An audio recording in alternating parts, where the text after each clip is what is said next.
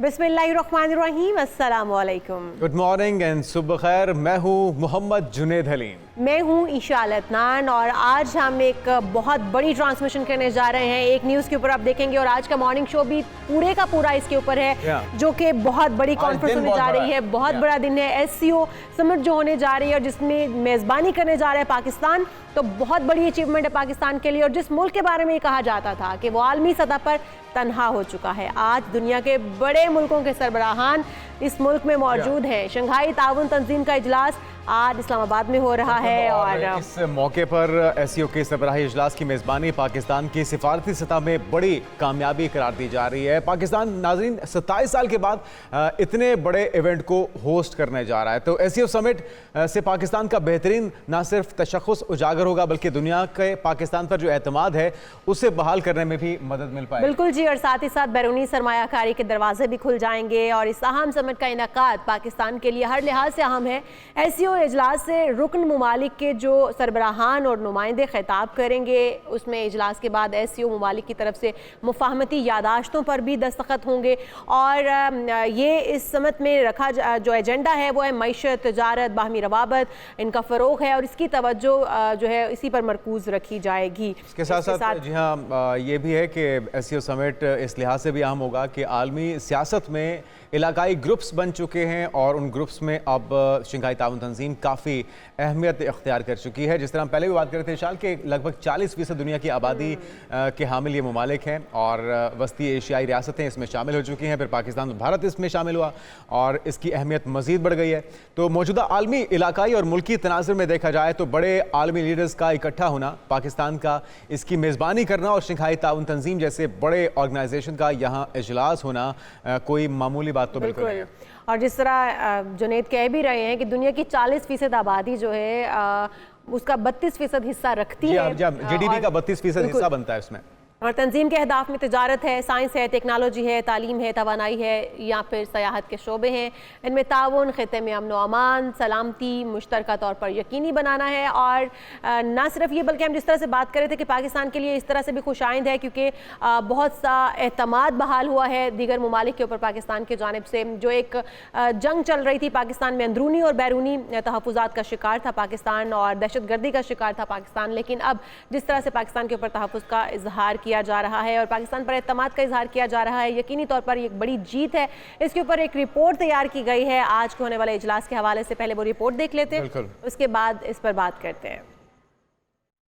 Shanghai ताउन तंजीम की सरबराही इजलास की मेजबानी पाकिस्तान की सिफारती तारीख में बड़ी कामयाबी। अहम इवेंट की मेजबानी इन ताकतों के लिए धचका है जो मुमलकत खुदादात को आलमी और सिफारती सतह पर तनहा करना चाहती थी। आलमी कॉन्फ्रेंस के इनेकाद से दुनिया में पाकिस्तान का मस्बत इमेज उजागर होगा। SCO दुनिया की 40% आबादी और GDP का 32% हिस्सा रखती है। तंजीम के अहदाफ में तिजारत, साइंस और टेक्नोलॉजी, तालीम, तवानाई, सेहत के शोबों में ताउन, खित्ते में अमन व अमान और सलामती को मुश्तरका तौर पर यकीनी बनाना शामिल है। इस अहम समिट की मेजबानी मेंबर मुल्क की SCO के मकासद और उसूलों के साथ वाबस्तगी की वाज़ेह तौसीक भी है। पाकिस्तान को मेजबानी का फरीजा सौंप कर चीन, रूस और ईरान समेत दीगर अक़वाम ने पाकिस्तान पर एतमाद का भरपूर इजहार किया है। इस कॉन्फ्रेंस की बदौलत ही भारतीय वज़ीर ख़ारजा की पाकिस्तान आमद भी मुमकिन हो सकी, जो कि दोनों ममालिक के दरमियान बड़ी पेशरफ्त है। कॉन्फ्रेंस के कामयाब इनेकाद के बाद पाकिस्तान में सरमायाकारी के इम्कानात बढ़ने की उम्मीद है, जबकि मुल्की मईशत पर भी इस समिट के मस्बत असरात मुरतब होंगे।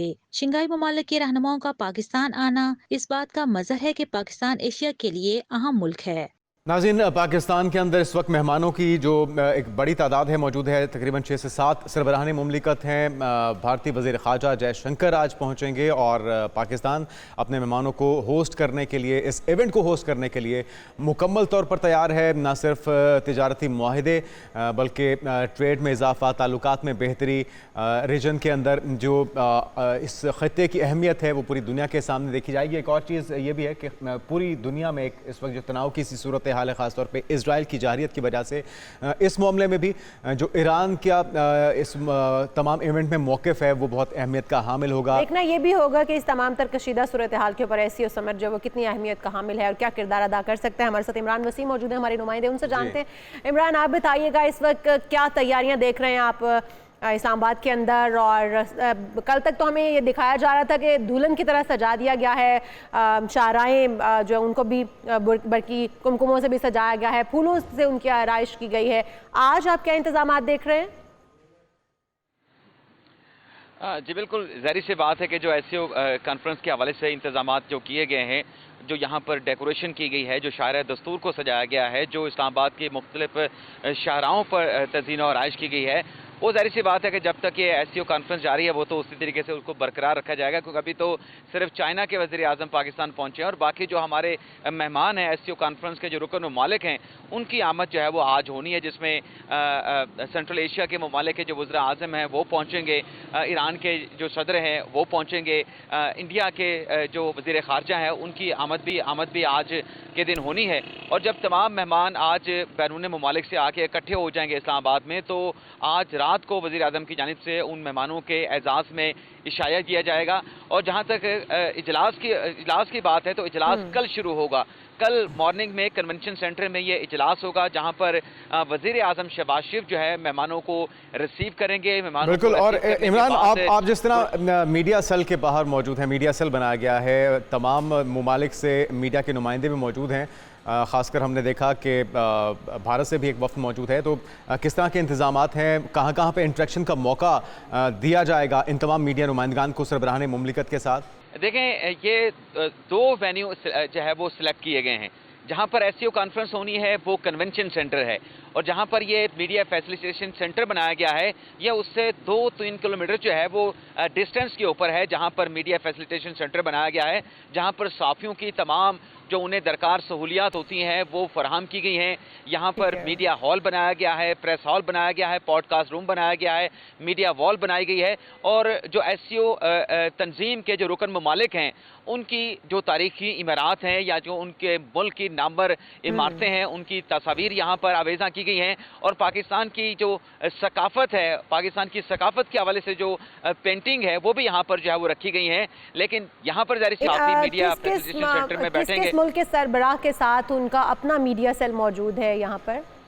देखें, सहाफ़ी जो है वो मीडिया फैसिलिटेशन सेंटर में बैठेंगे, और जो ईसीओ के जो रुकन ममालिक के जो स्टेट हेड्स आए हैं वो कन्वेंशन सेंटर में होंगे, तो उनकी मीडिया इंटरेक्शन के हवाले से कि प्राइवेट मीडिया के साथ को वो इंटरेक्ट कर सकें, ये बज़ाहिर तो नज़र नहीं आ रहा। ये सरकारी मीडिया, हमारा जो नेशनल मीडिया है, पीटीवी है, वो कन्वेंशन सेंटर से सारी कवरेज करेगा, और जो एससीओ का जो इजलास होता है वो सारी इन कैमरा होती है। कल जब ये इजलास शुरू होगा तो वज़ीर आज़म शहबाज शरीफ के वेलकम स्पीच होगी, वेलकम रिमार्क्स होंगे, जिसके बाद जो मेहमान आए हैं ईसीओ तंजीम के रुकन ममालिक के जो स्टेट हेड्स हैं वो अपनी अपनी स्पीचेस करेंगे। उनकी स्पीचेस के बाद साइनिंग सेरेमनी होगी। इसके अलावा प्रपोजल भी पेश किए जाएंगे। बताया गया कि कितने बजे बाकायदा आगाज़ होगा इस इजलास का, इस समिट का, और कितनी देर तक जारी रहेगा? कल सुबह ये इजलास जो है वो बाज़ाब्ता तौर पे शुरू हो जाएगा, जब वज़ीर आज़म मेहमानों को रिसीव करेंगे, वेलकम करेंगे कन्वेंशन सेंटर में, और जब तमाम मेहमान आ जाएंगे ग्रुप फ़ोटो के बाद वज़ीर आज़म का खिताब होगा। फिर जो मेहमान शख्सियात आई हैं मुख्तलिफ ममालिक के, जो वज़ीर आज़म हैं, जो नायब सदूर हैं, जो वज़ीर ख़ारजा हैं, वो अपने अपने खिताब करेंगे, साइनिंग सेरेमनी होगी, प्रपोजल के ऊपर गौर किया जाएगा, रीजनल कनेक्टिविटी के हवाले से बात की जाएगी। इमरान, आपसे ये भी जानना चाह रहे थे, जिस तरह से बताया जा रहा था कि भारतीय जो वज़ीर ख़ारजा हैं या फिर वहाँ से जो नुमाइंदगान आए हैं उनके मीडिया के, उनको भी यहाँ पर अकोमोडेट किया गया है, तो क्या वो भी जो पाकिस्तानी सारे सहाफ़ी हैं उन्हीं के साथ उन्हें रखा गया है, वहीं पर मौजूद होंगे? क्या उनके साथ इंटरेक्शन होगा? देखें, जितने भी जर्नलिस्ट हैं वो मीडिया फैसिलिटेशन सेंटर में ही उनको रखा जाएगा, और जो ममालिक के जो डेलीगेशंस हैं, जो वफूद आए हैं, वो कन्वेंशन सेंटर में ही होंगे। कल ये इजलास शुरू होगा सुबह के वक्त, एग्जैक्ट टाइम नहीं बताया गया, लेकिन ज़ाहिर सी बात है कि सुबह ये इजलास शुरू हो जाएगा, क्योंकि फिर लंच तक ये जो सारी कार्रवाई है ये कंक्लूड हो जाएगी, और लंच के बाद जो वज़ीर ख़ारजा हैं, डिप्टी वज़ीर आज़म है पाकिस्तान के इसहाक़ डार, वो ईसीओ के जो सेक्रेटरी जनरल हैं उनके साथ जो है वो जॉइंट डिक्लेरेशन जो है वो जारी करेंगे। जी ठीक है। और जो साइडलाइन मुलाकातें मुतवक्के हैं उनका इनेकाद यकीनी तौर पे कल इस इजलास के इख्तिताम के बाद ही मुमकिन हो पाएगा? देखें, जो साइड लाइन से मुलाकातें होती हैं, जैसा कि इंडिया के वज़ीर ख़ारजा जयशंकर आ रहे हैं, उनकी तरफ से, उनकी हुकूमत की तरफ से तो पहले ही आगाह कर दिया गया था कि ये वज़ीर ख़ारजा, इंडियन वज़ीर ख़ारजा जो हैं वो एक मल्टी नेशनल इवेंट में शिरकत के लिए आ रहे हैं। तो साइड लाइन मुलाकात वज़ीर ख़ारजा, भारतीय वज़ीर ख़ारजा के साथ फ़िलहाल तो कोई इसके हवाले से इम्कान ज़ाहिर नहीं किया गया, ना भारतीय हुकाम की तरफ से, ना हमारे वज़ीर ख़ारजा इसहाक़ डार की तरफ से, बल्कि इसहाक़ डार साहब ने तो वाज़ेह तौर पे कहा कि ये कोई ऐसा इम्कान नहीं है कि भारतीय वज़ीर ख़ारजा के साथ कोई मल्टी नेशनल इशू के ऊपर कोई बातचीत हो सके। लेकिन कोई चीज़ जो है वो हरफ़ आखिर भी नहीं होती।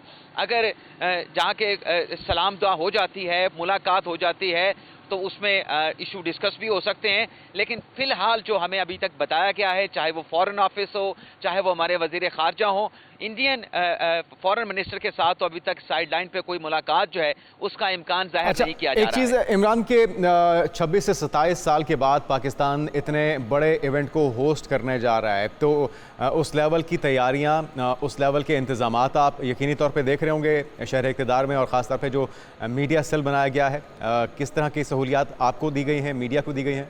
जी बिल्कुल, स्टेट ऑफ द आर्ट जैसे कहा जाता है ना कि एक चीज़ बनाई जाती है, तो मीडिया फैसिलिटेशन में तो स्टेट ऑफ द आर्ट तमाम सहूलियात जो है, जो साफ़ियों को दरकार होती हैं, डिजिटल इक्विपमेंट जो दरकार होता है, वो यहाँ पे फ्राहम की गई हैं। हाई स्पीड यहाँ पे वाईफाई फ्राहम किया गया है, लैपटॉप्स यहाँ पे रखे गए हैं, इसके अलावा कंप्यूटर सिस्टम यहाँ पे रखे गए हैं, प्रिंटर्स यहाँ पे रखे गए हैं, बड़ी स्क्रीन्स यहाँ पे लगाई गई हैं, क्योंकि इवेंट तो कन्वेंशन सेंटर में होना है, तो वहाँ पर जो भी प्रोसीडिंग चल रही होगी, जो स्पीचेस चल रही होंगे, आप यहाँ पर मीडिया जो हॉल बनाया गया है वहाँ पर बैठ के उन स्पीचेस को सुन सकते हैं। और उसके साथ साथ टेबल्स भी लगाए गए हैं, अगर साफ़ी बैठ के कोई डिस्कशन करना चाहते हैं किसी टेबल पे, तो कॉन्फ्रेंस टेबल भी यहाँ पे बनाए गए हैं, और एलईडीज़ भी यहाँ पे लगाए गए हैं, ताकि मुख्तलिफ चैनल्स की जो नशरियात हैं वो भी साफ़ी यहाँ पर देख सकें, उससे इस्तेफ़ादा हासिल कर सकें, उससे मुस्तफ़ीज़ हो सकें। हाँ, प्रेस कॉन्फ्रेंस के हवाले से भी एक हाल जो है वो मुख्तस किया गया है कि अगर कोई प्रेस कॉन्फ्रेंस किसी वफाकी वज़ीर ने आके यहाँ पे करनी है, हुकूमती आला शख्सियत ने करनी है, तो प्रेस हाल भी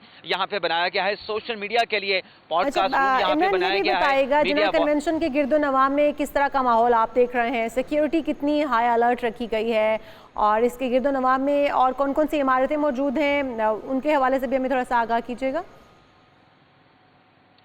जी, ये जो पाक चाइना सेंटर जहाँ पर मीडिया फैसिलिटेशन सेंटर बनाया गया है, इसके बिल्कुल सामने जो है वो स्टेडियम है, लियाकत जिम्नेजियम स्टेडियम है यहाँ पे, जहाँ पर मुख्तलिफ स्पोर्ट्स की एक्टिविटीज़ होती हैं।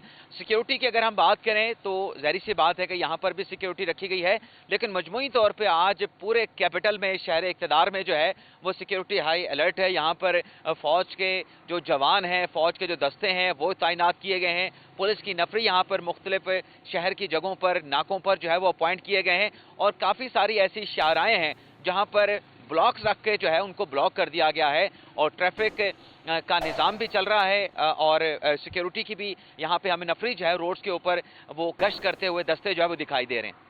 बहुत शुक्रिया इमरान वसीन, तफसीलन आपने बताया है। आपसे अपडेट्स गाहे बगाहे हम लेते रहेंगे। और नाज़रीन, हमने पहले भी बताया कि एक न्यूज़ इस समिट को ना सिर्फ कवर कर रहा है बल्कि सबसे बड़ी ट्रांसमिशन जारी है, जिसका आगाज़ तो हम कर चुके हैं, और 1 से 3 बजे तक, 4 से 7 बजे तक इसका सिलसिला जारी रहेगा। फिर रात गए तक फॉलोअप रिपोर्ट्स और जो ट्रांसमिशन हैं वो भी जारी रहेंगी, और इसके साथ साथ कल इसका बाकायदा समिट का इनेकाद होगा, जिसके हवाले से तैयारियाँ भरपूर तरीके से जारी हैं, उसको हतमी शक्ल दी जा चुकी है। और आज रात को वज़ीर-ए-आज़म शाइया भी देने जा रहे हैं मेहमानों के। बिल्कुल जी, मेहमानों के एजाज़ में शाइया देने जा रहे हैं। क्या कैसी तकरीब होगी आज शाम की, उस हवाले से भी आपको बताएंगे, लेकिन पहले आपको जो हम ट्रांसमिशंस करने जा रहे हैं उसके हवाले से बताते हैं। 1 से 3 और 4 से 7 हमारी सबसे बड़ी ट्रांसमिशन होने जा रही है SCO समिट के हवाले से। उसके हवाले से पहले हम देखते हैं कौन कौन से एंकर्स हमारे वो ट्रांसमिशन करने जा रहे हैं। न्यूज़ पे भरपूर कवरेज का सिलसिला जारी है। SCO समिट का इनेकाद होने जा रहा है, और इसके लिए तमाम तैयारियों को हतमी शक्ल दी जा चुकी है। शहर इक़्तिदार को मजीद डिटेल से आपको दिखाते हैं, क्या सजदे वहाँ पे जारी हैं। बिल्कुल, और आज के इशाइये की जो शाम को इशाइया दिया जा रहा है उसकी क्या तैयारियां हैं, क्या क्या पकवान पकने वाले हैं, ये सब भी आपको बताते हैं। लेकिन एक ब्रेक के बाद आप कहीं मत जाइएगा, स्टे विद अस।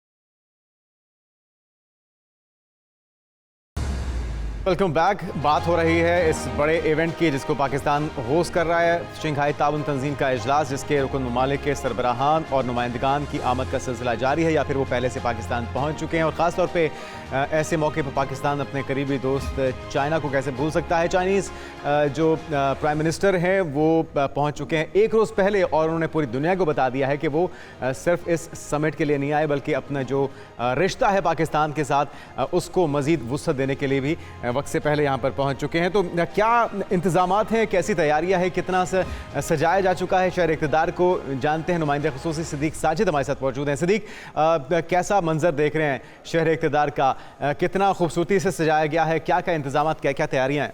जी, ये एक तारीखी इवेंट है 23वीं जो शंघाई ताउन तंजीम का सरबराही इजलास जो है वो कल से बाज़ाब्ता तौर पर जो है वो शुरू हो जाएगा। आज कोऑर्डिनेटर्स का इजलास है, लेकिन वफाकी दारुल हुकूमत को तरह सजाया गया है। हर तरफ जो है वो हमें हरियाली नज़र आ रही है, फूल नज़र आ रहे हैं और साथ ही साथ जो CDA ने इस हवाले से जो कैपिटल डेवलपमेंट अथॉरिटी है उन्होंने दिन रात जो है वो एक करके वज़ीर दाखिला मोहसिन नकवी की हिदायत के ऊपर पूरा जो शहर है उसको जो है वो सजा दिया है। ख़ास तौर पर वो मकामात जहाँ पर हमारे मुअज़्ज़ज़ मेहमान आएंगे उनके जो रूट्स हैं, जिस इस्लामाबाद का जो नूर खान एयरबेस है चकलाला, वहाँ से लेकर एक्सप्रेस वे से होते हुए फिर आप मरी रोड और उसके बाद फिर आप सरीना चौक से आगे आए और उसके बाद फिर अशारा आइन के ऊपर और फिर अच्छा सदीक साजिद, ये तो हम देख रहे हैं रोड्स बिल्कुल खाली नज़र आ रही हैं। क्या आम ट्रैफिक के लिए आज जो है वो आम तरफ बंद है या फिर ट्रैफिक? वैसे भी 3 दिन के लिए तो तातील भी ऐलान भी किया गया, तो स्कूल कॉलेजेस तो बंद होंगे आज सिद्दीक। जी, 3 दिन के लिए तातील का ऐलान किया गया है। रोड्स आपको इस वजह से भी खाली नज़र आ रहे हैं कि एक तो छुट्टी है, दूसरा फिर रेड जोन जो है वो मुकम्मल तौर पर आम ट्रैफिक के लिए जो है वो बंद है। इस वक्त जहाँ पे हम खड़े हैं ये भी रेड जोन का इलाका है, डी चौक का इलाका है। यहाँ पर भी आपको पता है एक एहतजाज की भी कॉल इसी मकाम पे दी गई थी, लेकिन वो मौखर कर दी गई इसी शंघाई ताउन तंजीम की वजह से, तहरीक इंसाफ की जानिब से। चूँकि जो है वो एक बड़ा इवेंट हो रहा है तो सिक्योरिटी के ऊपर हुकूमत और अच्छा सदीक साजिद, हम आम रूटीन में भी देखते हैं कि इस्लामाबाद बड़ा ही पुरान, बड़ा पीसफुल सा शहर है और बड़ा ही खूबसूरत, बड़ा ही उसे देखते ही तरावट सी महसूस होती है। आज तो वैसे भी उसे दुल्हन की तरह सजाया गया है। हम देख रहे हैं कि जगह जगह पर, आपने भी बताया, फूल और पौधे रखे गए हैं और मज़ीद पाकिस्तान जो इस्लामाबाद को 4 चांद लगा दिए गए हैं। तो हमें बताइएगा किन किन मकामात को आपने देखा इस तरह से सजे हुए खूबसूरती के साथ? एक तो जो पाक चाइना फ्रेंडशिप सेंटर है वहाँ पे एक फैसिलिटेशन सेंटर मीडिया के लिए कायम किया गया है, जिसको वहाँ पे खूबसूरत अंदाज में चांद तारा बना हुआ है, उसके इर्द गिर्द सारी सजावट जो है वो की गई है।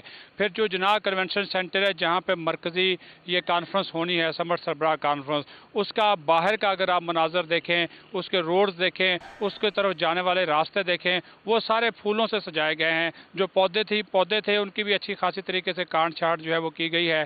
घास को अच्छे अंदाज से जो है वो काटा गया है और एक खूबसूरत जो है वो मंजर पेश कर रहे हैं। अगर आप उस मकाम के ऊपर जाएंगे तो आपको खुद भी बीनी जो खुशबू है वो महसूस होगी और आप महसूस कर सकेंगे कि जिस तरह का ये इवेंट पाकिस्तान की हुकूमत जो है वो मुनक्कद करने जा रही है, जिस तरह से मेहमानों को खुशामदीद कहने जा रही है, तो ये मेहमानों को खुले दिल के साथ वेलकम किया जा रहा है। सिद्दीक साजिद, आपसे मजीद अपडेट जानते रहेंगे। अब तक के लिए आपका बहुत शुक्रिया। और इस हवाले से जो एनालिस्ट हैं वो भी हमारे साथ होंगे, खित्ते पे इसके असरात क्या होंगे, पाकिस्तान के ऊपर इसके क्या असरात होंगे, इस पर मजीद बात करते हैं एक ब्रेक के बाद। स्टे विद अस।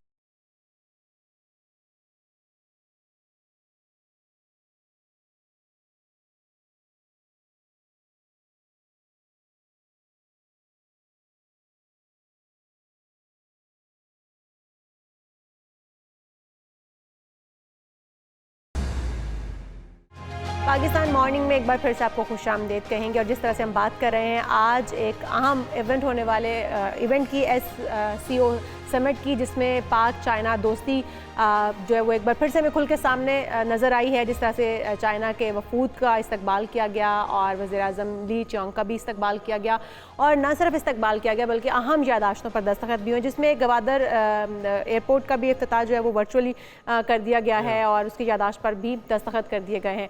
बहरहाल चाइना हमेशा से हर प्लेटफॉर्म पर ये साबित करता आया है, हर दौरे में वो ये साबित करता आया है कि वो पाकिस्तान का एक बेहतरीन दोस्त है और और ये जो पाक चाइना दोस्ती है ये हमेशा कायम बिल्कुल, हमारे साथ रहेगी। मौजूद हैं आमिर अली साहब, गुडविल एम्बेसडर हैं चाइना से। आपको वेलकम कहेंगे आमिर अली साहब। पाकिस्तान मॉर्निंग में दोनों जो बरादर मुल्क हैं यकीनी तौर पे दरीना उनके ताल्लुकात हैं, लेकिन इस मौके पे जो जेस्चर दिया गया चाइना के वज़ीर आज़म की तरफ से इवेंट से एक रोज़ पहले आके, क्या कहेंगे, पूरी दुनिया के लिए पैगाम है? देखिए, आप पाक चाइना रिलेशनशिप को एक अलग कॉन्टेक्स्ट में रख सकते हैं, लेकिन एससीओ जो है, शंघाई कोऑपरेशन ऑर्गेनाइजेशन, इसका नाम चूंकि शंघाई से है तो मोस्टली लोगों का ज़हन सिर्फ चाइना की तरफ जाता है, बल्कि शंघाई कोऑपरेशन ऑर्गेनाइजेशन में जो 10 रेगुलर कंट्रीज हैं, जो रेगुलर मेंबर्स हैं, और फिर इसके कुछ ऑब्जर्वेटरी मेंबर्स हैं। अगर इन सबको मिलाया जाए तो ये एक जो जियोपॉलिटिकली भी, ज्योग्राफिकली भी और इकोनॉमिकली भी एक बहुत बड़ा ब्लॉक है। और इसके जो मेनली ऑब्जेक्टिव हैं वो ये हैं कि रीजनल कोऑपरेशन को डेवलप किया जाए और जो ट्रेड है उसको स्मूथ किया जाए, लोगों की लाइफ स्टैंडर्ड को इम्प्रूव किया जाए। इसका एक खास मैनिफेस्टो है जिसपे एससीओ, शंघाई कोऑपरेशन ऑर्गेनाइजेशन काम कर रही है। तो मोहम्मद अली साहब, जिस तरह से अब बात हो रही है कि सीपैक फेज़ 2 के ऊपर भी काम होने जा रहा है, तो यकीनी तौर पे एक बड़ी पेशरफ्त इससे भी तस्वुर किया जाए, और आने वाले कुछ महीनों में, कुछ सालों में क्या क्या संगे मील हैं जो अबूर हो सकते हैं इस प्लेटफॉर्म के जरिए? देखिए जी, ये प्लेटफॉर्म तो बहुत बड़ा एक प्लेटफॉर्म है कि पाकिस्तान ने कश से बाद प्रेसिडेंशियल कॉन्फ्रेंस को होस्ट कर रहा है। इससे पहले अगर कोई इवेंट हम देखते हैं तो वो 2 साल पहले शायद वज़ीर ख़ारजा की कॉन्फ्रेंस थी, ओआईसी की, लेकिन ये इवेंट उससे बहुत बड़ा है। हमें इसे सक्सेसफुल करना है, हमें इसे हर किस्म के जो जिसे कह सकते हैं नापसंदीदा जो एक्टिविटीज हैं उनसे भी बचा के रखना है। और इसको हमने सीपैक के साथ हम अटैच कर सकते हैं इस तरीके से कि सीपैक को कहा जाता है सीपेक्स फेज 2। फेज 2 अभी तक प्रैक्टिकली ना शुरू हुआ है ना रुका है। जब शुरू होगा तो फेज 2 का मतलब ये है कि आपने यहाँ पे चाइनीज इन्वेस्टर्स को इनवाइट करना है, उन्हें बुलाना है, उन्हें उनके साथ जेबी करनी है, उनके साथ ट्रांसफर ऑफ टेक्नोलॉजी की बात करनी है। तो अनलकीली मैं समझता हूँ कि पिछले 1.5 साल से जो हमारे यहाँ पे सिचुएशन थोड़ी सी स्टेबल नहीं हो पा रही, कि जब भी ऐसे होते हैं, although China is our very good friend, China is like our brother, and really proved इन कुर्बतों को, इन ताल्लुकात को, इस इवेंट को अमेरिका और दीगर जो ताकतें हैं, आलमी ताकतें हैं, वो किस तनाजुर में देख रही होंगी कि पाकिस्तान का किरदार भी इसमें यकीनी तौर पे बड़ा अहमियत का हामिल है? पाकिस्तान होस्ट कर रहा है इस इवेंट को, तो वो कुव्वतें जो नहीं चाहती कि ये कुर्बतें बढ़ें, वो इस इवेंट को किस तरह से देख रही होंगी आपकी नज़र में? जी, आपका सवाल बहुत अच्छा है। एक्चुअली एससीओ का मैनिफेस्टो पढ़ना बड़ा जरूरी है। हम लोगों ने एससीओ का मैनिफेस्टो मेमोरेंडम नहीं पढ़ा।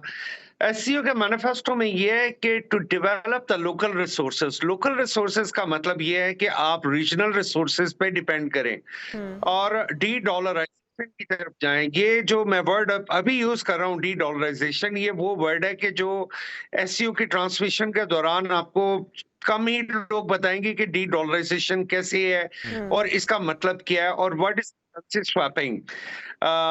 एससीओ के मेन ऑब्जेक्टिव्स में एक ऑब्जेक्टिव ये है कि आप सेल्फ डिपेंडेंसी की तरफ जाएं, आप रीजनल डिपेंडेंसी की तरफ जाएं, आप लोगों को एजुकेट करें। अच्छा, और इसके मैनिफेस्टो में ये तमाम चीजें शामिल हैं। ठीक है। और इसका मैनिफेस्टो जैसे अक्सर कहा जाता है। जी जी, आमिर अली साहब, इस वक्त क्योंकि चाइना है, फिर रूस है, फिर भारत है, बड़े ममालिक भी इसमें शामिल हैं, दीगर छोटे, ईरान भी अब तो इसमें शमूलियत इख्तियार कर चुका है, वो भी यहाँ पर मौजूद है। तो क्या समझते हैं कि ओवरऑल अगर हम देखें तो क्या खित्ते पे इसका इम्पैक्ट पड़ेगा एससीओ समिट का, और किस हद तक पाकिस्तान उसमें अपना किरदार अदा कर सकता है?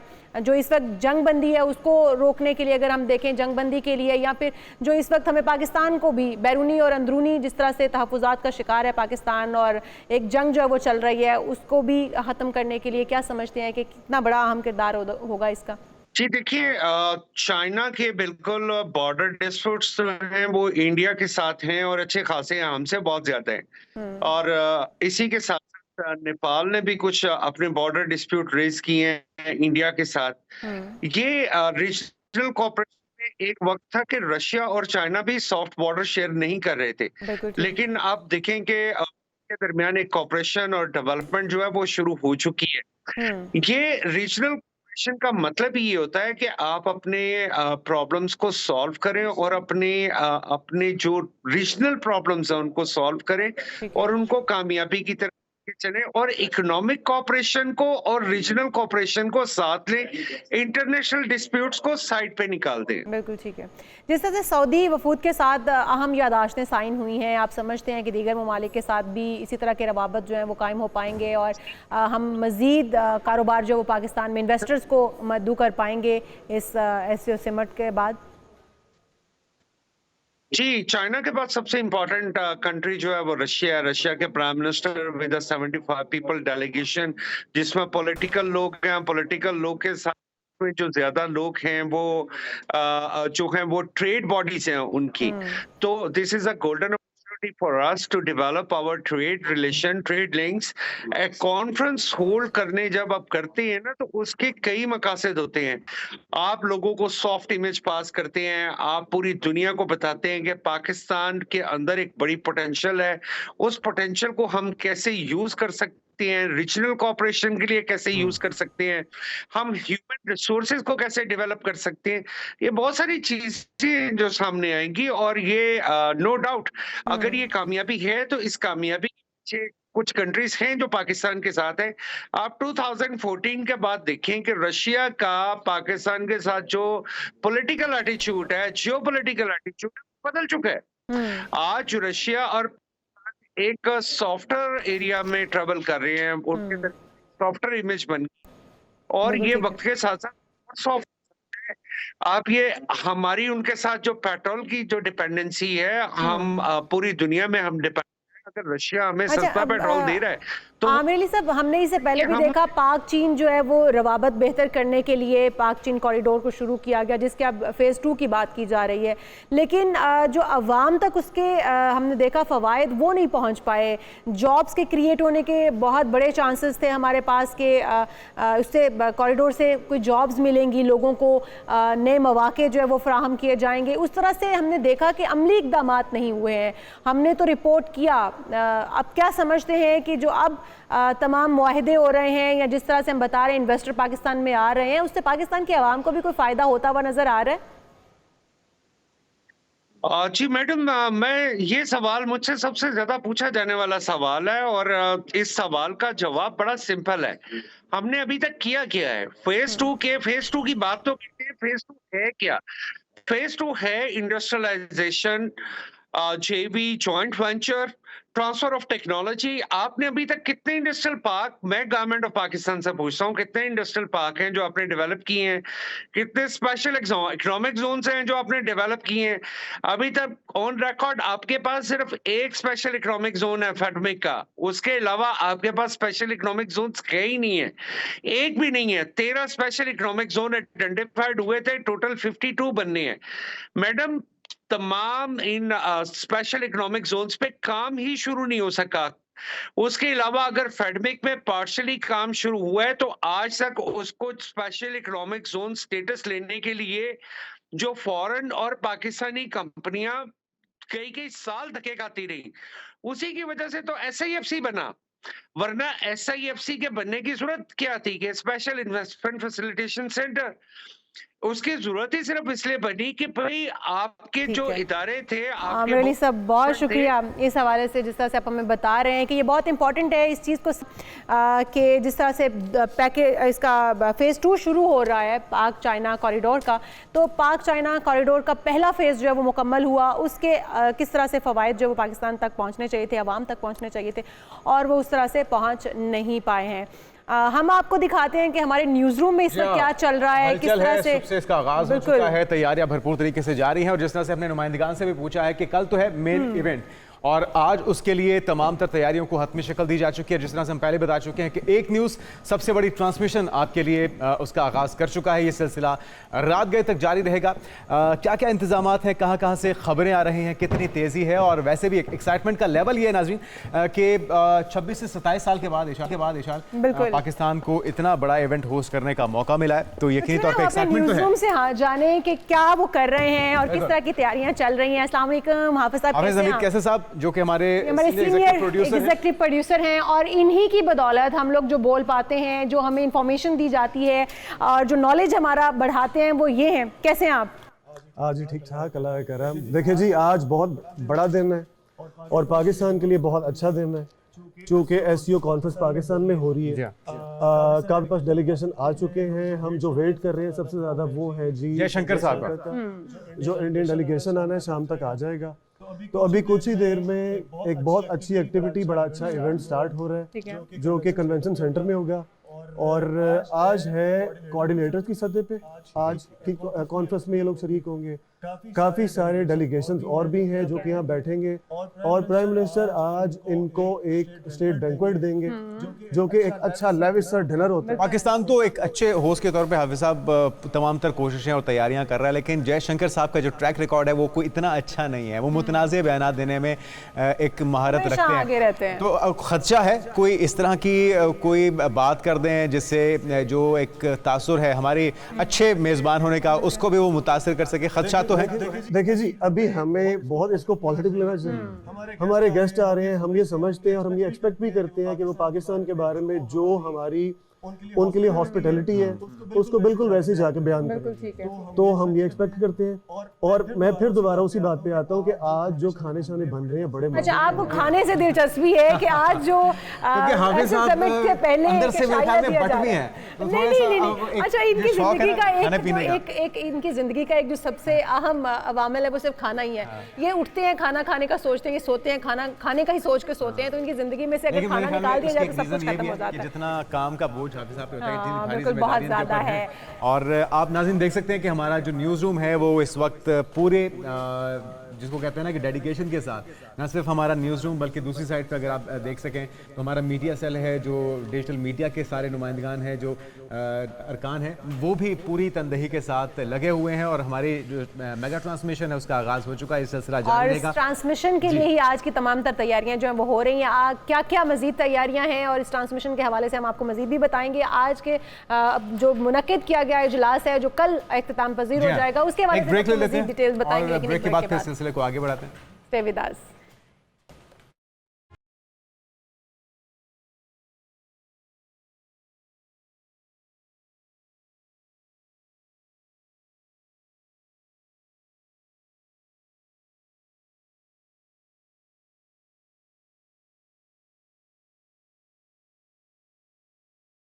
प्रोग्राम में एक बार फिर से आपको खुशामदीद कहेंगे। ये हमने आपको दिखाई है अपने न्यूज़ रूम की तमाम तर तैयारियां जो कि एससीओ समिट के हवाले से, इजलास के हवाले से की जा रही हैं। थैंक यू सो मच हाफिज साहब, आपने हमें बताया कि किस तरह से हमारा न्यूज़ रूम काम कर रहा है। तो ये इसी तरह से नाज़रीन हैपनिंग जारी रहेगी दिन भर, और सिर्फ आज का दिन नहीं, कल का दिन भी है, क्योंकि अभी बहुत काम बाकी है। असल जो इवेंट है वो बुनियादी तौर पर कल है, लेकिन आज चूँकि हमने आपको बताया कि वफूद की सतह पे न्यूज़ कॉन्फ्रेंसेस का सिलसिला शुरू हो जाएगा, और रात को वज़ीर आज़म की तरफ से इशाया भी दिया जाना है, और ये सिलसिला फिर रात तक। और आज जो है क्योंकि हमारे भारतीय वज़ीर ख़ारजा भी आने जा रहे हैं, तो उनके हवाले से भी बात की जाएगी। जयशंकर आज किसी पे वक्त पहुंच जाएंगे, और उनके दौरे पाकिस्तान कितना अहमियत का हामिल है, इसके हवाले से भी हमने बात करनी है। हमारे साथ हुमा बकाई साहिबा ने हमें ज्वाइन कर लिया है, माहिर आलमी अमूर हैं आप, वेलकम टू शो कहेंगे। हुमा साहिबा, जिस तरह से हम बात कर रहे हैं कि जयशंकर साहब का दौरा पाकिस्तान बहुत अहमियत का हामिल है, और तकरीबन 9 साल के बाद कोई भारतीय वज़ीर ख़ारजा जो है वो इस तरह पाकिस्तान का दौरा कर रहे हैं, कितना अहमियत का हामिल है? क्या समझती हैं, कोई ब्रेक थ्रू हो सकता है? नहीं जी, मैं नहीं समझती कि कोई ब्रेक थ्रू हो सकता है। ऐसा कोई इशारा नहीं मिला है, बल्कि उन्होंने कैटेगोरिकली डिनाई किया है कि कोई बायलैटरल बात होगी।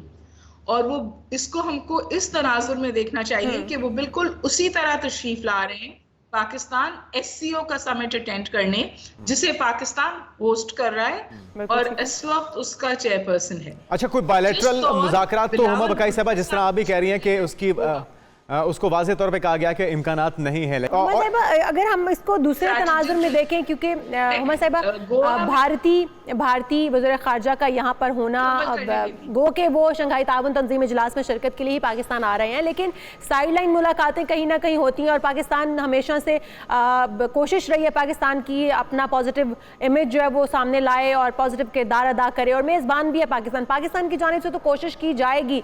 बहरहाल भारतीय वज़ीर ख़ारजा अगर अपने मौक़िफ़ पर कायम रहते हैं तो शायद इतना पॉजिटिव रिस्पांस ना मिल पाए। समझती हैं कि जो बयान है इस तनाजुर में दिया जाना भारतीय वज़ीर ख़ारजा को क्या हो सकता है, इस तरह पॉसिबिलिटी है कि वो कोई इस तरह का कोई काम, कोई कारनामा, कोई बयान दे जाएं जो कि पाकिस्तान के इमेज को ख़राब कर सकता है? देखिए, मेरा नहीं ख्याल और ना आपको इस तरह का डिस्कशन मीडिया पे करना चाहिए। ठीक है, ये एक एससीओ का समिट है, यूरो एशियन रीजनल समिट है। मैं आपसे गुजारिश कर रही हूँ कि इसको अननेसेसरी हाइप ना दे।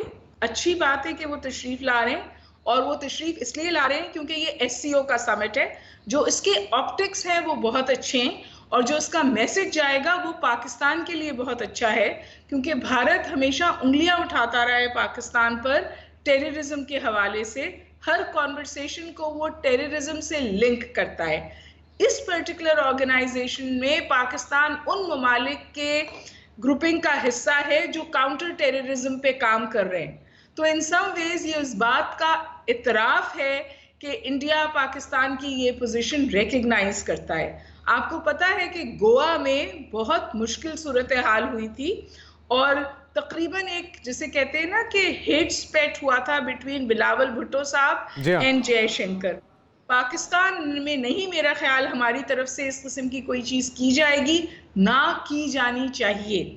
और अगर वो इस किस्म की कोई बात करते हैं तो फिर वो भी मेरा ख्याल है कि मुनासिब नहीं होगा। He is on our ground, he is on हमारे गेस्ट है। बिल्कुल, वो हमारे मेहमान हैं, हम उनके मेज़बान हैं, और पॉजिटिव ही गुफ्तगू होनी चाहिए।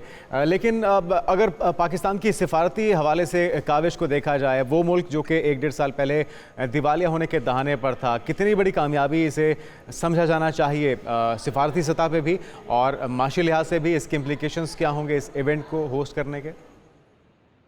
देखिए, डायरेक्ट इम्प्लीकेशंस तो नहीं आए होंगे, लेकिन एक बहुत अच्छा मौका है। मैं समझती हूँ पाकिस्तान, एक तो देखिए Pakistan is made a diplomatic comeback in some ways, उसको इस तौर देखा जा रहा है। इसकी ग्लोबली ये समिट फॉलो हो रहा है, फिर जाहिर है कि ये बात भी फॉलो हो रही है कि इसे पाकिस्तान होस्ट कर रहा है। जो ज़्यादा अहम विजिट है और जो ज़्यादा अहम डेवलपमेंट है वो चाइना के प्रीमियर की आमद है, और जो कल हमारे MOU साइन हुए जिसमें गवादर एयरपोर्ट शामिल है, सिपेक 2 शामिल है, स्मार्ट क्लासरूम्स शामिल हैं, और दीगर इक़्तिसादी पैराडाइम्स कंसोलिडेट हो रहे हैं। फिर देखिए, सेंट्रल एशिया पाकिस्तान के लिए स्ट्रैटेजिक स्पेस की हैसियत रखता है, और सेंट्रल एशिया जी उमर साहिबा, इसमें बहुत अहम एक जो है वो एजेंडा भी है सिक्योरिटी को लेकर। हम देखें तो इस वक्त अक़वाम आलम में जिस तरह की सिचुएशन चल रही है, और जिस तरह से हम अगर देख लें इजराइल और फ़लस्तीन की जंग देख लें, फिर उसके बीच में ईरान उसके अंदर जो है वो जंग में कूदा है, और जिस तरह की सूरत हाल इख्तियार कर चुका है, आप समझते हैं ईरान का फिर आना भी कोई इसके ऊपर अहम इकदाम उठाया जा सकता है, जंग बंदी के लिए कोई किरदार हो सकता है इन ममालिक का इकट्ठा होना यहाँ पर? देखिए, ये जो समिट का प्रीव्यू है उसमें तो ये शामिल नहीं है। ईरान, ये शंघाई 5 से शुरू हुआ था, पहले 5 मेंबर्स थे, अब 10 हैं, और बहुत सारे डायलॉग पार्टनर्स हैं। लेकिन ये ज़रूर हम कह सकते हैं कि जो ये ग्रुपिंग है इसमें चाइना है, रशिया है और ईरान भी शामिल है। तो इसकी वजह से अगर मिडल ईस्टर्न कॉन्फ्लिक्ट फैलता है और सब बंदियां होती हैं, तो इस ऑर्गेनाइजेशन के जो एम्बिट है उसको इस्तेमाल किया जा सकता है। क्योंकि जब ये बनी थी उस वक्त भी वेस्ट में बहुत स्केप्टिसिज्म था। आप जहन में ये बात रखिए कि ये पहला इतना बड़ा रीजनल ग्रुप है जो एंटी वेस्टर्न तो नहीं, आउटसाइड द वेस्ट है, और जो नैरेटिव यहाँ से बनता है वो वेस्टर्न नैरेटिव से अलहदा है। ये दुनिया की 40% पॉपुलेशन को रिप्रेजेंट करता है, 32% जीपीए को रिप्रेजेंट करता है। तो ये तमाम अवामिल इसको बहुत स्ट्रॉन्ग बना देते हैं और एक ऑल्टरनेटिव एक्सेस डेवलप हुआ है जो एग्जिस्ट ही नहीं करता था। जितने भी हमारी ग्रुपिंग्स थी उसमें यूजुअली एक वेस्टर्न फुटप्रिंट आपको नजर आता है। इस खित्ते के लिए और भी अहम है क्योंकि सार्क तो समझिए दफन हो गया ना। जो इंडिया की बिलिग्रेंस थी, जो इंडिया का किरदार था, जो इंडिया की पाकिस्तान के साथ सूरत हाल थी, उसकी वजह से सार्क बिल्कुल दफन हो गया है। तो सार्क इन सम वे साउथ एशिया के लिए भी और यूरो एशिया के लिए भी, क्योंकि जो आजकल का रीजनलिज्म है वो एक रीजन तक महदूद नहीं है, वो 2 रीजन्स को जोड़ता है। तो इसमें बेलारूस भी एक मेंबर है। तो सेंट्रल एशिया की स्ट्रैटेजिक स्पेस, चाइना के साथ कंसोलिडेशन, रशिया के साथ ताल्लुकात की बेहतरी, रशिया, चाइना और ईरान का नेक्सस और वहाँ पाकिस्तान का किरदार, इस पर्टिकुलर ऑर्गेनाइजेशन, इसकी टाइमिंग और इस समिट का पाकिस्तान में होना इंतहाई अहम बना देता है। अच्छा हूँ बकाई साहब, अब आगे ये पाकिस्तान में तो एक बड़ा इवेंट हो ही रहा है शंघाई ताउन तंजीम का। इसके बाद रशिया में ब्रिक्स का इजलास भी होने जा रहा है जिसकी मेंबरशिप के लिए पाकिस्तान अप्लाई भी कर चुका है, दरख्वास्त दे चुका है। सिग्निफिकेंस, अहमियत की बात की जाए तो आप क्या समझती हैं कि असरात किसके ज़्यादा मस्बत हो सकते हैं, पाकिस्तान के इस इवेंट के होस्ट करने के या पाकिस्तान को अगर उसकी मुस्तकिल रुकनियत मिल जाती है? देखिए, ब्रिक्स में पाकिस्तान को मेंबर बनना चाहिए, सबकी सलाह ये है, लेकिन उसमें इंडिया है और इंडिया पाकिस्तान की मेंबरशिप को टूथ एंड नेल जो है रेजिस्ट करता है और रिजेंट करता है।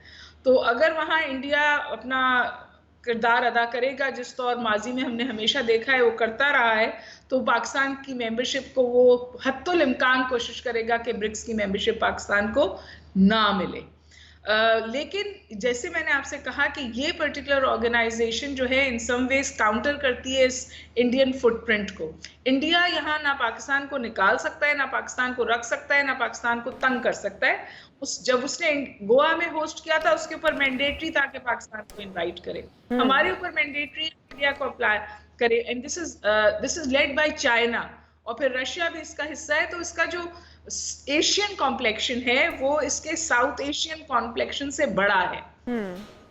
ठीक है, तो हुमा साहिबा क्या समझती हैं आपके, क्योंकि हम लोग इन्वेस्टर्स को पाकिस्तान लाने के लिए कामयाब हो पाएंगे, एतमाद तो पाकिस्तान के ऊपर बहाल हुआ है दीगर ममालिक का और जिस तरह से उनके सरबराहान यहाँ पर मौजूद हैं, तो एक गुड जेस्चर तो जा रहा है पाकिस्तान की जानिब से। इन्वेस्टर किस हद तक पुरएतमाद होंगे पाकिस्तान में आके इन्वेस्ट करने के लिए और हम इस फोरम से कितना फ़ायदा उठा सकते हैं इकॉनमी में अपने आप को बेहतर सेटअप पे लाने के लिए? देखिए, मैं आपसे गुजारिश करूँ कि ऑप्टिक्स तो बहुत अच्छे हैं।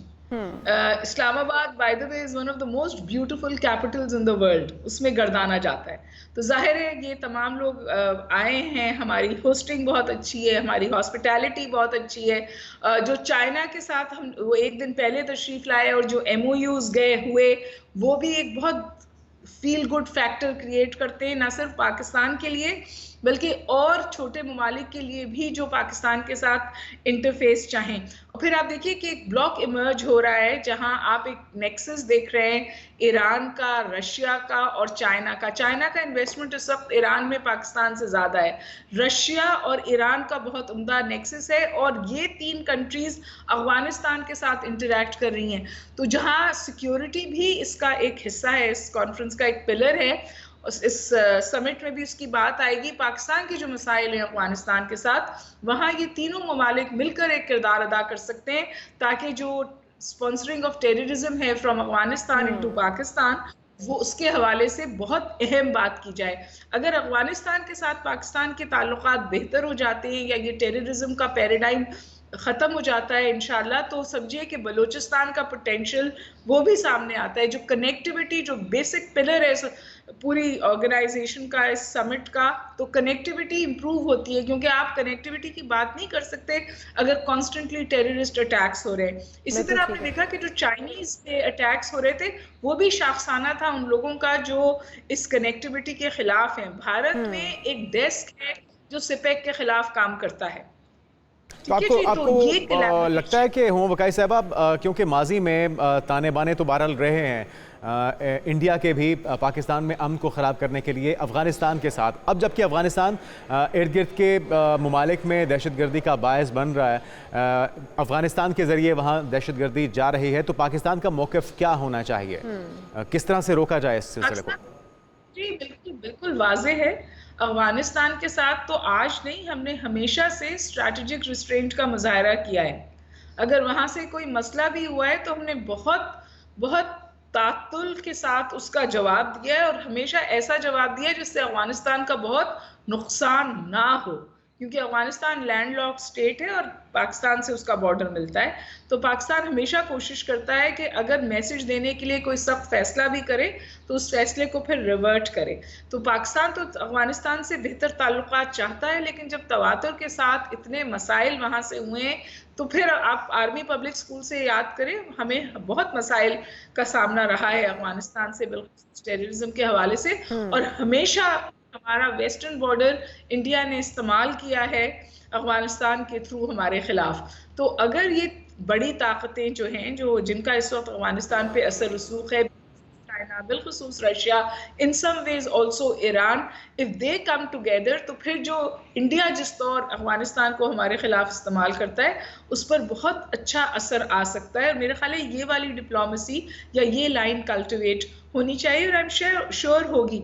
सेंट्रल एशिया की बात हम कम कर रहे हैं, लेकिन सेंट्रल एशिया तो पाकिस्तान के लिए बहुत ही क्रिटिकल इकोनॉमिक स्पेस है, बहुत ही क्रिटिकल स्ट्रैटेजिक स्पेस है, वो लैंडलॉक्ड स्टेट्स हैं। ठीक है। तो अगर हम उसके जो हेड ऑफ द स्टेट्स हैं वो आ रहे हैं और उनके साथ अगर बायलैटरल मीटिंग्स होती हैं अदर देन द समिट, वो भी बहुत पाकिस्तान के लिए अहम हो सकती है। ठीक है, बहुत शुक्रिया। हमारे साथ हुमा बकाई साहिबा मौजूद थी, माहिर आलमी अमूर, और जिस तरह से वो कह रही थी कि पूरा ख़ित्ते की सूरत हाल जो है वो जुड़ी हुई है इस इजलास के साथ, और बहुत अहम किरदार है शंघाई ताउन तंजीम इजलास का। और जिस तरह से हम बात कर रहे हैं कि स्टेट ऑफ हेड्स यहाँ पर मौजूद हैं, तो एक एतमाद पाकिस्तान के ऊपर जिस तरह से जाहिर किया है अक़वाम आलम ने और इन ममालिक के सरबराहान ने, और यहाँ पर मौजूद हैं, उन्हें हम मेज़बानी कर रहे हैं, पाकिस्तान मेज़बान है तो यकीनी तौर पर पाकिस्तान का किरदार जो बहुत अहम होगा इसमें, लेकिन दीगर ममालिक का किरदार भी, उससे भी हम इनकार नहीं कर सकते। जाहिर है हर जगह पर हर जो कंट्री है उसका अपना एक किरदार होता है और उन्हें अपना अपना किरदार अदा करना होगा, चाहे वो सिक्योरिटी से दरपेश हमें मसाइल हों, या फिर इकॉनमी हमारी जो हचकोले खाती हुई इकॉनमी है वो हो, या फिर दीगर हमारे इशूज़ हैं। बहरहाल ये सबने मिलकर ही सफारती सतह पे एक बड़ी कामयाबी है पाकिस्तान के लिए, पाकिस्तान के वज़ारत ख़ारजा के लिए, पाकिस्तान की मईशत के लिए बेहतरी की तरफ कदम है। और जिस तरह से एतमाद का इजहार किया जा रहा है आलमी सतह पे, इसका एक्नॉलेजमेंट जो पाकिस्तान की है काविशों की, यकीनी तौर पे ये काबिल सताइश। उम्मीद करते हैं ये सफ़र यूँ ही जारी रहेगा और खैर आफियत से ये तमाम इवेंट जिसको पाकिस्तान होस्ट कर रहा है ये अपने अख्ताम को पहुँचेगा। आज पहला रोज़ है और वफूद की सतह पर अब से कुछ ही देर में गुफ्तगू का न्यूज़ कॉन्फ्रेंसेस का सिलसिला शुरू हो जाएगा। इस हवाले से एक न्यूज़ की खुसूसी ट्रांसमिशन का सिलसिला जारी है। एक ब्रेक लेते हैं, ब्रेक के बाद दोबारा हाजिर होंगे। स्टे विद अस।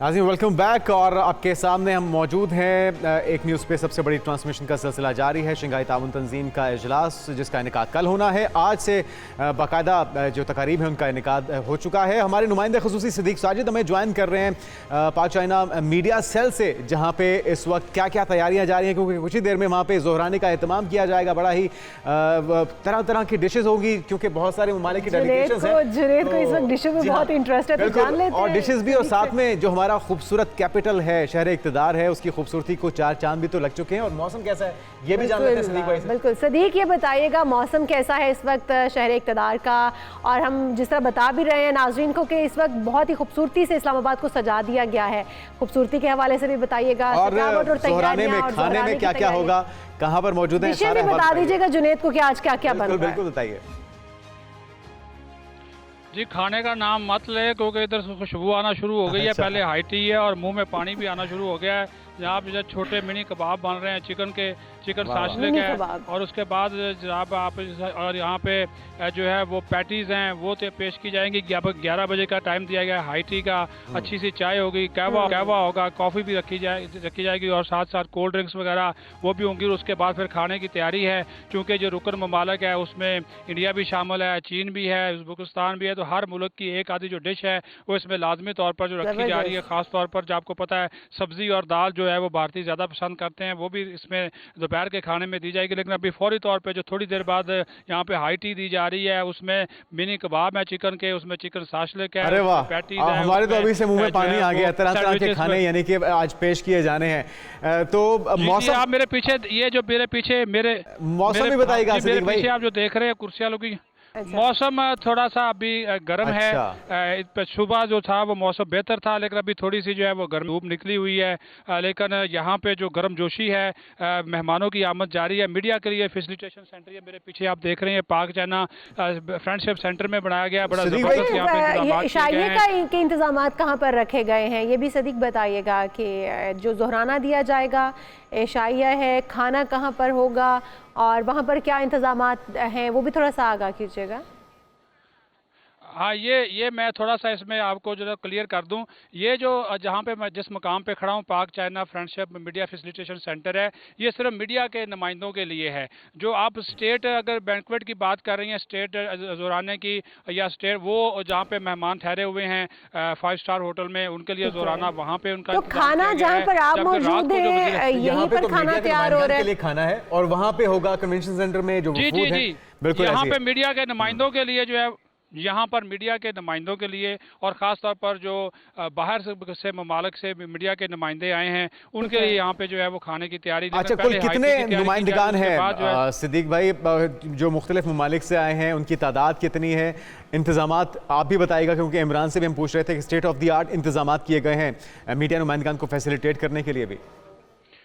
जी, इसमें कोई शक नहीं है। वजारत इत्तलात PID ने बड़े ज़बरदस्त इंतजाम किए हैं मीडिया फैसिलिटेशन सेंटर में, और यहाँ पे तकरीबन 300 के करीब जो हैं वो मीडिया के नुमाइंदगान जो हैं वो पहुँच रहे हैं। आज कुछ जो हैं वो अपने जो आला सतह के वफूद आ रहे हैं उनके साथ आएंगे, कुछ एडवांस टीम में यहाँ पे पहुँच चुकी हैं। अब से थोड़ी देर पहले हमने देखा 3 रुकनी एक भारतीय मीडिया का जो वफद था वो यहाँ पर पहुँचा है। उसके बाद उज़्बेकिस्तान, ताजिकिस्तान के जो वो मीडिया के नुमाइंदे हैं वो यहाँ पर जो हैं वो पहुँचे हैं। तो ये आमद का सिलसिला जो है वो जारी है और ये शाम तक जो है वो जारी रहेगा। और उन्हीं को देख कर ही आप ये देख लें, जितनी कुर्सियाँ लगाई जा रही हैं तो ये अच्छी खासी तादाद है। पाकिस्तानी मीडिया के लोग भी है जिनको ये सदीक अपने कैमरामैन से कहिएगा अगर हम अपने गिरदो नवा में हमें दिखा सकें किस तरह के इंतजामात हैं, क्या माहौल चल रहा है और कहाँ पर खाने की तैयारी हो रही है। क्योंकि जुनेद जो है ना, क्योंकि नाश्ते का टाइम है और आपको पता ही है डिशों का नाम सुनते ही जो है ना उनके मुंह में भी पानी आ चुका है, वो भी इंतजार कर रहे हैं कि क्या कुछ खाने में है वो देख सकें। यही है, लेकिन चलें समझ लें कि मैं ही हूँ। जी, मैं अपने कैमरामैन से बोलूँगा ये दिखा दें, ये जी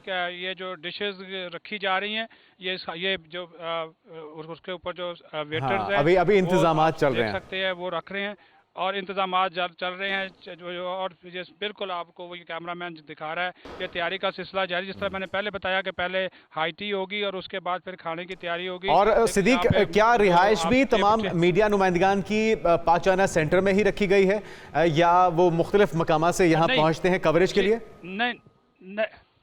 नहीं, रहायश इनकी यहाँ पे नहीं है। रहायश इनकी मुख्तलिफ होटल्स में इनको जो है वो क़याम दिया गया है। इनके चूँकि ममालिक की जानब से उसका बंदोबस्त किया गया है तो इनको रहायश जो है वो मुख्तलिफ मकामात पे दी गई है। यहाँ पे इनको लाने का मकसद जो है वो फैसिलिटेट कर रहा है। वाईफाई है, नेट है, कंप्यूटर्स हैं, लैपटॉप। आप ये कह लें कि मीडिया की हर एक्सेस जो है इस SCO सरबराह कॉन्फ्रेंस मौका पर हमने अपने दोस्त ममालिक के मीडिया नुमाइंदों को दी है।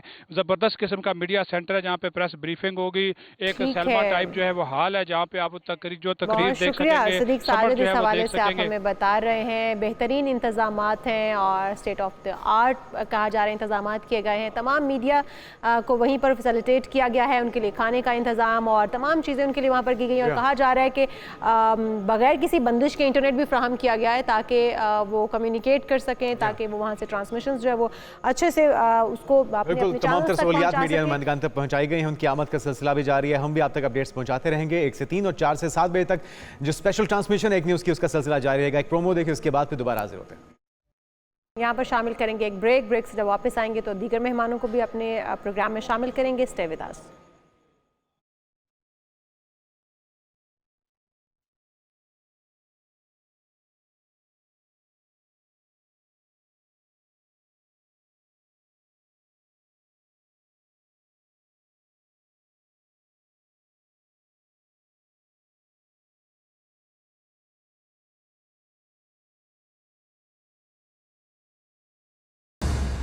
अजीम, वेलकम बैक। एक बार फिर से बात करेंगे शंघाई ताउन तंजीम इजलास की, जिसकी जो सदारत है, जिसको जो होस्ट है वो पाकिस्तान कर रहा है।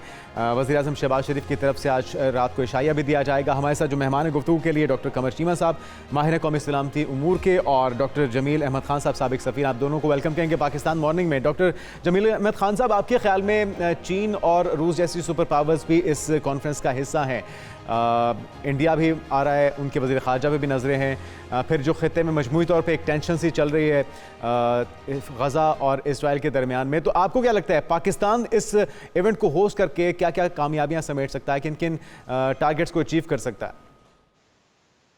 तीन बातें हैं इसमें। पहली बात तो ये है कि एक मेगा इवेंट है और पाकिस्तान की सलाहियत इसमें जाहिर हो रही है कि इतने बड़े मेगा इवेंट की सिक्योरिटी, उसका इंतजाम और इंसराम, वो सारे के सारे बड़े खुशउस्लूबी के साथ जारी हैं।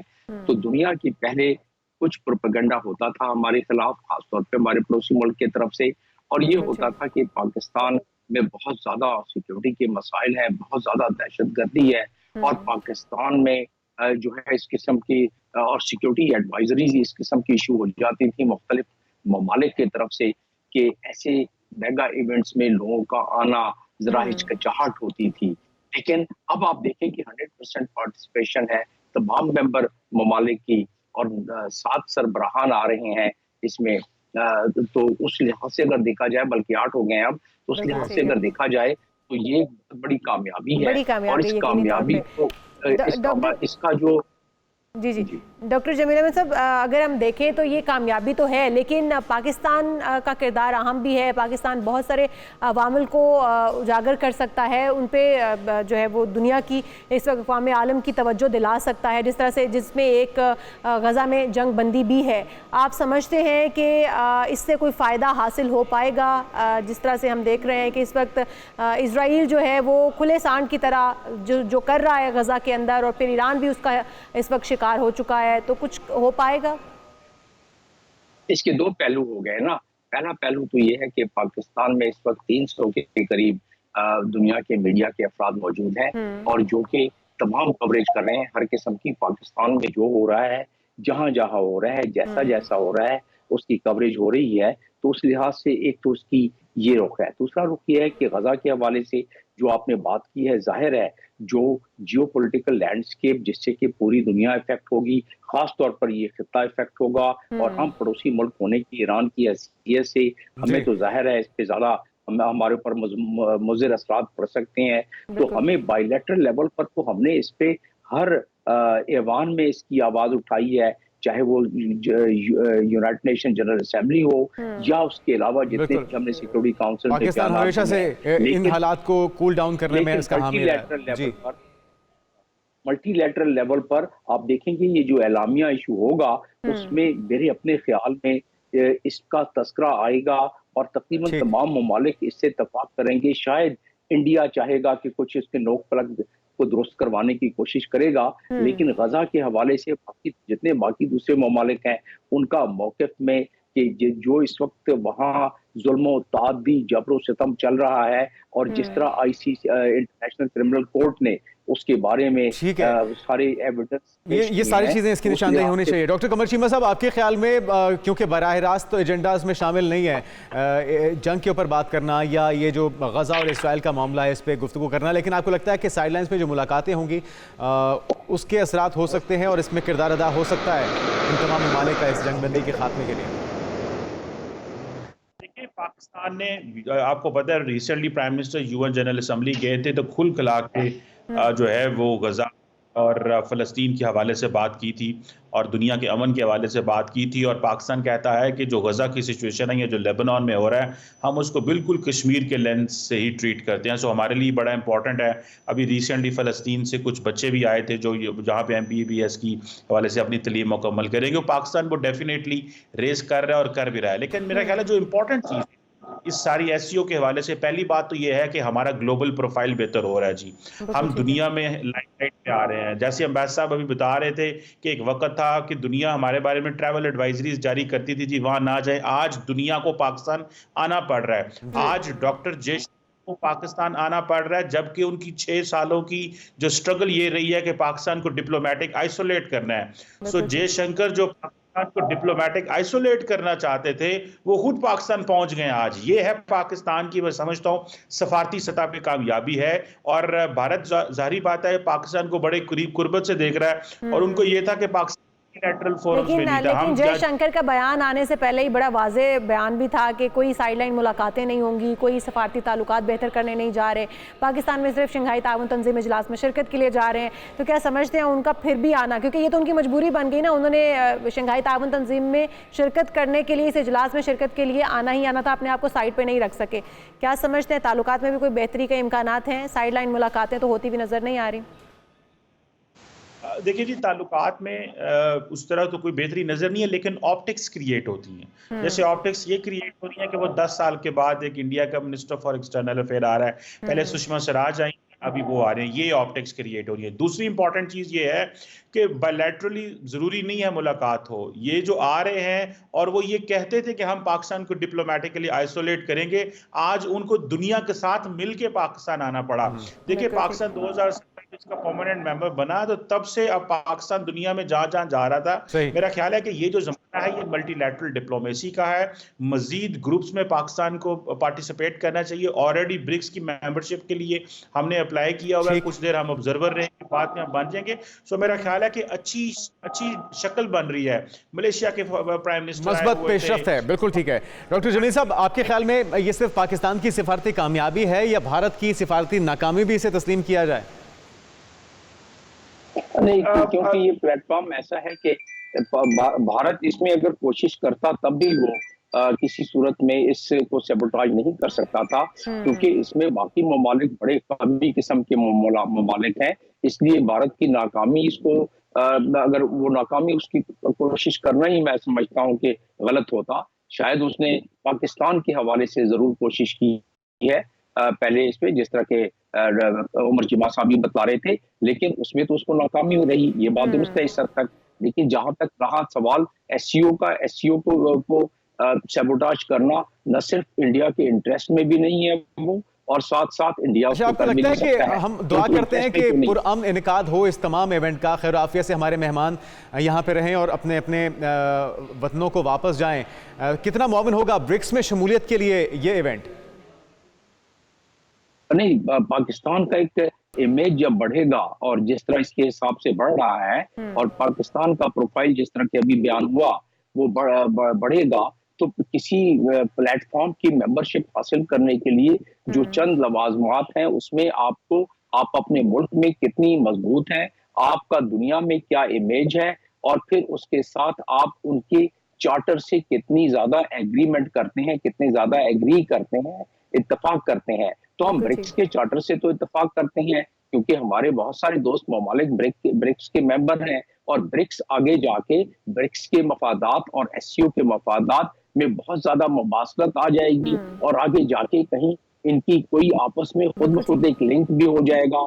जिस तरीके से मंजरनामा आगे चल रहा है, जियोपॉलिटिकल मंजरनामा, तो उस लिहाज से तो पाकिस्तान की मेंबरशिप मिलने के इम्कानात बहुत ज्यादा है। ठीक है डॉक्टर जमील साहब, साथ ही रहिए। डॉक्टर कमर साहब, इस हवाले से आप क्या कहते हैं, क्योंकि इससे पहले हमने देखा है कि सार्क कॉन्फ्रेंस जो है वो तो नाकाम हो गई है। नेटो के मुकाबले का शंघाई ताउन तंजीम इजलास को समझा जाता है, कम्पीट उससे करता है। आप समझते हैं कि शंघाई ताउन तंजीम इजलास में तमाम ममालिक जो शामिल हैं वो तमाम ममालिक, क्योंकि वैसे भी हम ये समझते हैं कि 40% तकरीबन जो है वो उनकी आबादी है और वो उसमें इतने बड़े ममालिक मौजूद हैं कि वो अपना किरदार जो वो अदा कर सकते हैं अक़वाम आलम में, इस तमाम तर सूरत हाल को इस खित्ते के लिए बेहतरी के लिए काम कर सकते हैं? आप समझते हैं कौन सा मुल्क है जो बेहतर तरीके से अपना किरदार अदा कर सकता है इस खित्ते के लिए, बेहतरी के लिए? देखिए जी, पहली बात तो ये है कि आजकल की जो दुनिया है वो चाहती है कि उनके लिए ऑप्शंस मौजूद हों। जैसे पाकिस्तान चाहता है कि उसके लिए ऑप्शन हो। पाकिस्तान मल्टी अलाइनमेंट की बात कर रहा है। हम ये कह रहे हैं कि हम किसी मुल्क के साथ खड़े नहीं होंगे, हम अपनी अवाम के साथ खड़े होंगे। हमारा फोकस जियो इकोनॉमिक्स है, हमारा फोकस जियो स्ट्रेटेजिक कॉम्पिटिशन्स नहीं है, हमारा फोकस जंगे नहीं है। हमारा फोकस ये है कि हमने चीन के साथ भी चलना है, रशिया के साथ भी चलना है, अमेरिकन के साथ भी, वेस्ट के साथ भी। सो हम एक जो मल्टी अलाइनमेंट की अप्रोच है उसको अडॉप्ट करते हुए हम एक मल्टीपल फोरम्स का हिस्सा बन रहे हैं। सो उसमें एससीओ इमर्जिंग फोरम है, ब्रिक्स इमर्जिंग फोरम है, क्योंकि राइज ऑफ चाइना है, ग्लोबल साउथ की दुनिया ज्यादा, ग्लोबल साउथ की दुनिया में ज्यादा बात हो रही है कि अब ग्लोबल साउथ ने ग्लोबल नॉर्थ से अपने राइट्स के बारे में बात करना शुरू कर दी है। डेट रीस्ट्रक्चरिंग, जो डेट्स के चैलेंजेस हैं, डेट रीस्ट्रक्चरिंग की बात करना शुरू कर दी है। सो मैं समझता हूं कि बहुत सारे ऐसे चैलेंजेस थे जो over the period of time developing world या डेवलप वर्ल्ड या ग्लोबल साउथ के ममालिक को थे, लेकिन ग्लोबल नॉर्थ उसको एड्रेस नहीं करता था। As there is a rise of China, अब वो जो डिबेट हमारे यहाँ थी वो मेन स्ट्रीम होना शुरू हो गई हैं और उन डिबेट्स को आगे वो आ गई हैं। हमारे यहाँ पॉवर्टी है, गुर्बत है, इन तमाम चैलेंजेस पे काबू पाने के लिए ये इवेंट बहुत अहम साबित हो सकता है। डॉक्टर कमर चीमा साहब, डॉक्टर जमील अहमद खान साहब, दोनों का बहुत शुक्रिया। और नाज़रीन, शंघाई ताउन तंजीम इजलास में शिरकत के लिए वफूद पाकिस्तान में है, पाकिस्तान के मेहमान पाकिस्तान में, और पाकिस्तान उन्हें खुले दिल से वेलकम कर रहा है। उम्मीद करते हैं खैर आफियत से तमाम इवेंट गुजरेगा। एक न्यूज़ स्पेस की सबसे बड़ी कवरेज का सिलसिला जारी सारी है, खासतौर पर जो 1 से 3 और 4 से 7 बजे का स्लॉट है, इसमें तमाम तरह अपडेट्स और इसकी डेवलपमेंट आपके साथ शेयर की जाएगी। आज के प्रोग्राम से इतना ही। बिल्कुल जी, प्रोग्राम से हम इजाज़त चाहेंगे। हम अपने प्रोग्राम से कल फिर आपसे हाजिर होंगे आपके साथ बहुत सारे अहम मौज़ूआत के साथ। तब तक के लिए हमें इजाज़त दीजिए। अल्लाह हाफ़िज़।